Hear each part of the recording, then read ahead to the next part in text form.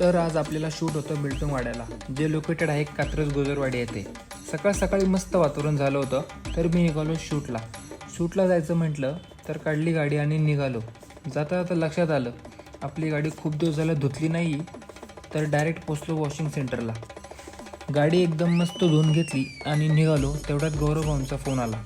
मग काय घेतलं बोलून. गौरवभाऊ आजकाल खूपच बिझी असतात. नवीन बिझनेस करायचा डोक्यात प्लॅन चालला होता. मग काय मला ज्या लोकेशनला जायचं होतं त्या साईडला गौरवभाऊंचं घर होतं. गेलो मग सोबतच. तेवढ्यात क्लायंटचा फोन आला आणि लगेच लोकेशनवरती पोचलो. गिम्बल वगैरे सेट करून घेतलं. हे लोकेशन असं आहे की नुसती गर्दीच बघायला भेटते. आमच्या आधी पण शूट चाललं होतं. मग काय बसलो बघत कसं करतायत ते.